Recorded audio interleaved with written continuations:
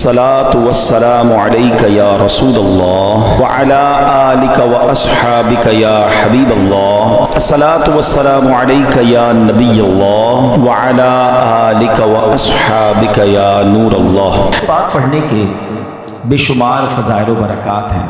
آج کل دور بڑا کلیمٹیز کا، پرابلمز کا، ڈیفیکلٹیز کا ہے. بیماریاں الگ چل رہی ہیں، وائرس الگ چل رہے ہیں، پرابلمز الگ چل رہے ہیں. اگر ہم چاہتے ہیں کہ ہماری سیکیورٹی رہے، اللہ کی رحمتیں ہمارے ساتھ رہیں، تو درود پاک ایک ایسا فارمولہ ہے کہ اگر ہم گھر سے نکلیں درود پڑھتے ہوئے، کام پہ جا رہے ہیں درود پڑھتے رہیں، واپسی میں آئیں تو درود پڑھتے رہیں، فضول باتوں سے اگر اپنے آپ کو بچائیں تو انشاءاللہ آپ اللہ کی رحمتوں کے سائے میں رہیں گے. اللہ کی رحمت نازل ہوتی رہے گی تو پرابلمز بھی دور ہو جائیں گی. اللہ مجھے بھی درود پاک کثرت سے پڑھنے والا بنائے. صلو علی الحبیب صلی اللہ تعالی علی محمد صلی اللہ علیہ وسلم. یقین مثل خلیل آتش نشینی، یقین مثل خلیل آتش نشینی، یقین اللہ مستی خود گزینی. سن اے تہذیب حاضر کے گرفتار، غلامی سے بدتر ہے بے یقینی. کیا ترجمہ ہوا اس کا معنی کیا ہوا؟ یقین کیا ہے؟ حضرت ابراہیم کی طرح بے خطر بغیر ڈرے آگ میں کود جانے کا نام یقین ہے. یقین کیا ہے؟ محبت الہی میں غرق ہو جانا اور اپنے آپ کی اصلاح میں لگ جانا یقین ہے. اے دور حاضر کی تہذیب کے دیوانوں، بے یقینی جو ہے وہ غلامی سے بھی بری چیز ہے. آج بے یقینی کی فضا کیسی ہے؟ یقین ہی نہیں ہے کسی کو. تذبذب، ٹینشن، اللہ پر، دین پر، اپنے دنیا کے معاملات پر یقین ہی نہیں ہے کسی کو. ہر وقت فکروں میں گھرا ہوا ہے. اے میرے پیارے اسلامی بھائیوں، آج غربت عام ہے، مشکلات ہیں، ہر دوسرا آدمی مشکلات پہ پھنسا ہوا ہے، لڑائی جھگڑے ہیں، نا اتفاقی ہے. دنیا میں کئی جگہ تو مسلمان بیچارے ظلم و ستم کا شکار ہیں.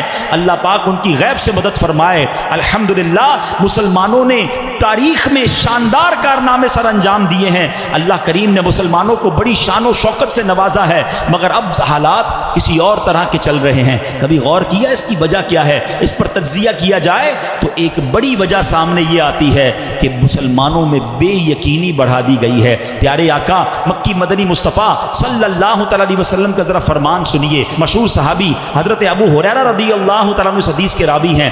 رسول ذیشان مکی مدنی سلطان صلی اللہ تعالی علیہ وسلم نے فرمایا، ما اخاف علی امتی الا ضعف الیقین. آقا فرماتے مجھے اپنی امت پر خوف نہیں ہے مگر یقین کی کمزوری کا، یعنی اور کوئی خوف نہیں ہے. یہ امت ایسا نہیں ہوگا کہ شرک میں مبتلا ہو جائے گی. فرمایا میری امت اللہ پاک کا انکار نہیں کرے گی، ہاں میری امت کو جو بڑا مسئلہ درپیش ہوگا ان کا یقین کمزور ہو جائے گا، ان کا بھروسہ کمزور ہو جائے گا. ایک اور حدیث پاک سنیے. آقا فرماتے ہیں، نجا اول هذه الامه بالیقین والزہد. اس امت کے پہلے لوگ یقین اور دنیا سے بے رغبتی کے ذریعے نجات پا گئے. وَيَهْلِكُ آخِرُ هذه الامه بالبخل والعمل. اور اس امت کے جو آخری لوگ ہوں گے کنجوسی اور لمبی امیدوں کے سبب ہلاک ہو گئے. پہلے والے یقین کی وجہ سے کامیاب ہو گئے. کیسا یقین تھا؟ 313 تھے نا، مگر بھروسہ رب پر کیسا تھا کہ فرشتوں کی فوج مدد کے لیے آ جاتی ہے. اور بعد والے فرمایا کنجوسی ہوگی، لمبی امیدیں ہوں گی. کنجوسی کیوں ہوتی ہے؟ مال خرچ کروں گا ختم ہو جائے گا. یقین نہیں ہے نا، یہ پیسے چلے جائیں گے. زکوٰۃ نہیں دیتے لوگ، اللہ کی راہ میں خرچ نہیں کر رہے، لمبی امیدیں بنائیں. یقین نہیں ہے. کاش یہ بات سمجھ آ جائے کہ میرے اور آپ کے نصیب میں جو رزق لکھا ہے وہ لکھا ہوا ہے، وہ ہمیں مل کر رہے گا، مگر اسی کی ٹینشن میں زندگی گزر رہی ہے. بے یقینی کی کچھ مثالیں میں آپ کو سمجھاتا ہوں. ابھی تک شاید کچھ لوگ کہہ رہے ہوں گے یار یہ بات تو ٹھیک کر رہے ہیں، بے یقینی ہونی نہیں چاہیے، مگر ہمیں تو بے یقینی نہیں ہے. اب میں کچھ ایگزامپل کے ذریعے سمجھاتا ہوں. ہم مانتے تو ہیں اللہ پاک رزق دینے والا ہے، ٹھیک ہے، پھر بھی مال کے پیچھے مارے پھرتے ہیں. کوئی لندن پیرس کے ساتھ خواب دیکھ رہا ہے، کشتیوں کے اندر بیٹھ کر. پچھلے دنوں واقعات ہوئے نا، پیسے دے کر وہ ڈنکی لگا کر جاتے ہیں، کوئی راستے میں مر جاتا ہے، کوئی کشتی میں بیچارے ڈوب گئے. کیوں؟ یقین نہیں ہے ادھر پیسے نہیں ملیں گے ادھر پیسے ملیں گے. کسی قرآن میں رب عز و جل نے باقاعدہ اناؤنس کر دیا ہے. سورہ بقرہ کی بڑی مشہور آیت ہے، کئی بار سنی ہوگی. وَلَنَبْلُوَنَّكُمْ بِشَيْءٍ مِّنَ الْخَوْفِ وَالْجُوعِ وَنَقْصٍ مِّنَ الْأَمْوَالِ وَالْأَنفُسِ وَالثَّمَرَاتِ وبشر الصابرین الذین اذا اصابتهم مصیبہ قالوا انا للہ وانا الیہ راجعون۔ اچھا، اسی آیت سے پہلے جو آیت جہاں سے سٹارٹ ہوا، یہ ٹاپک سٹارٹ ہوا تو کیا فرمایا؟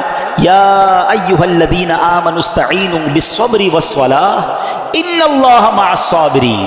پہلے سے قرآن گویا آپ کا مائنڈ سیٹ کر رہا ہے کہ دیکھو اللہ صبر کرنے والوں کے ساتھ ہے، اے ایمان والو مدد طلب کرو نماز سے اور صبر سے، اور پھر کہا اللہ صبر والوں کے ساتھ، اور پھر آگے ٹاپک شروع ہوتا ہے کہ ہم ان قریب تمہیں آزمائیں گے، وَلَنَبْلُوَنَّكُمْ، کن چیزوں سے؟ اچھا لسٹ بھی دے دی قرآن نے، تمہیں بھوک سے آزمائیں گے، غربت آ جائے گی، تمہارے پھل کم ہو جائیں گے، تمہارا مال کم ہو سکتا ہے، تمہیں خوف بھی ہو سکتا ہے دشمن کا، ڈیفیکلٹیز آ سکتی ہیں لائف میں، لیکن پھر آگے کیا کہا؟ وَبَشِّرِ الصَّابِرِينَ، خوشخبری ہے صبر والوں کے لیے، جب ان پر مشکل آتی ہے تو کہتے ہیں ہم اللہ ہی کا مال ہیں اور اللہ ہی کی طرف لوٹائے جائیں گے۔ تو اس کا مطلب یہ ہوا کہ ایسا نہیں ہوگا کہ زندگی میں کبھی مجھ پر اور آپ پر کوئی پرابلم نہیں آئے گی، آ چکی، آگے بھی آئیں گی، لیکن قرآن کہتا ہے خوشخبری ہے صبر والوں کے لیے کہ جب پرابلم آتی ہے تو پریپیئر ہوتے ہیں، اللہ کا شکر ادا کرتے ہیں، صبر کرتے ہیں۔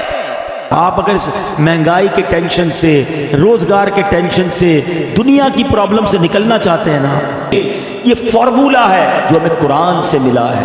جس دن آپ اس وظیفے کو اپنا لو گے نا اور اپنی مشکل، اپنی پریشانی، اپنی تکلیف میں جب یہ پڑھو گے کہ وَأُفَوِّضُ أَمْرِي إِلَى اللَّهِ ان اللہ بصیر بالعباد، میں اپنے کام اپنے رب کو سونپتا ہوں، بے شک اللہ بندوں کو دیکھ رہا ہے۔ آج ہم کیا کرتے ہیں، ہمارا کوئی کام اٹک جائے، ہم کسی منسٹر کو فائل دے کر آتے ہیں اور منسٹر صاحب سائن کر دیں تو تسلی ہو جاتی ہے میری فائل پہنچ گئی ہے، ارے میں نے تو فلاں وزیر کو دے دی ہے، فلاں جناب حاکم کو دے دی ہے، ارے تم دنیا والے کو فائل دے کے سمجھتے ہو تمہارا کام ہو جائے گا، اپنی ساری زندگی کی فائل رب کی بارگاہ میں جمع کرا دو نا۔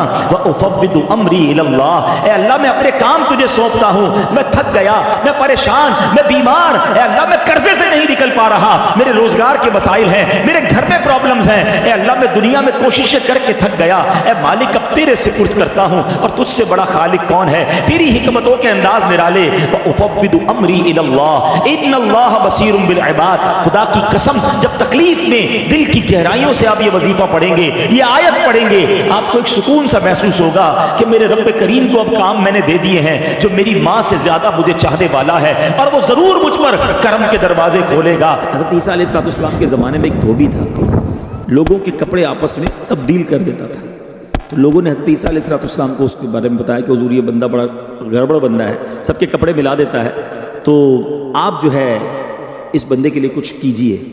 آپ نے اللہ کی بارگاہ میں اس کی ہلاکت کی دعا کر دی۔ دھوبی اپنے معمول سے گھر سے نکلا، اس کے پاس 3 روٹیاں تھیں، ایک سائل آیا تو اس نے ایک روٹی اسے دے دی، سائل نے دعا دی اللہ تعالیٰ تجھ سے آفات سماویہ یعنی آسمانی آفتیں سے تجھے بچا لے۔ دھوبی نے اس دعا سے بڑا متاثر ہوا، ایک اور روٹی دے دی، اس پر اس سائل نے دعا کی کہ اللہ تعالیٰ تجھے جملہ آفتوں سے محفوظ رکھے، اس نے تیسری روٹی بھی دے دی، اس سائل نے دعا کی اللہ تعالیٰ تجھے توبہ کی بھی توفیق عطا فرمائے۔ اب ایک بڑا سانپ جو ہے اس کی گٹھڑی میں داخل ہو چکا تھا، کیونکہ اب اس کی ہلاکت کی دعا ہو گئی تھی، اس سانپ کی گویا قدرتی یہ ڈیوٹی لگائی گئی تھی کہ اس دھوبی کو کاٹنا ہے۔ جب دھوبی کپڑے لینے کے ارادے سے اس نے گٹھڑی کے اندر ہاتھ ڈالا تو فرشتے نے اس سانپ کو لوہے کی ایک لگام ڈال دی اور وہ دھوبی سلامتی کے ساتھ واپس آ گیا۔ دھوبی کو پتہ ہی نہیں چلا کیا ہوا۔ لوگوں نے حضرت عیسیٰ علیہ السلام سے عرض کی کہ اے روح اللہ، دھوبی تو صحیح سلامت واپس آ گیا، آپ نے تو اس کی ہلاکت کی دعا کی تھی، آپ تو اللہ کے نبی ہیں، ذرا سنو۔ حضرت عیسیٰ علیہ السلام نے اس دھوبی کو بلایا، فرمایا بتاؤ تم نے کون سی بھلائی کی ہے؟ کہتا 3 روٹیاں تھیں، وہ تینوں اللہ کی راہ میں صدقہ کی، اور وہ مجھے فقیر جو تھا وہ ہاتھ اٹھا کر جھولیاں اٹھا کر دعائیں دیتا رہا۔ تو آپ علیہ السلام نے اس سانپ سے پوچھا کہ تم نے اسے قتل کیوں نہیں کیا؟ تو سانپ نے عرض کی اے اللہ کے نبی، اللہ عز و جل نے آپ کی دعا قبول فرما لی تھی اور مجھے اس کو ہلاک کرنے کے لیے بھیجا تھا۔ جب اس دھوبی نے سائل کو صدقہ دیا تو ایک فرشتے نے آ کر مجھے لوہے کی لگام ڈال دی۔ لوگوں نے یہ بات سنی، دھوبی نے یہ بات سنی، اسے بڑا تعجب ہوا کہ اتنا گناہ گار میں، لوگوں کو اتنی تکلیف پہنچانے والا، صرف ایک نیکی کی اور مجھے آفت سے بچا لیا گیا۔ اس دھوبی نے توبہ کر لی کیونکہ اس سائل نے توبہ کی بھی دعا کی تھی۔ تو پتہ یہ چلا آفتوں سے بچنا چاہتے ہیں، مصیبتوں سے بچنا چاہتے ہیں، اپنے نام کا بھی، بچوں کے نام کا بھی، فیملی کے ہر فرد کے نام پر صدقہ نکالتے رہیں کہ یا اللہ صدقے کی برکت سے ان بلاؤں ان وباؤں سے بچانا۔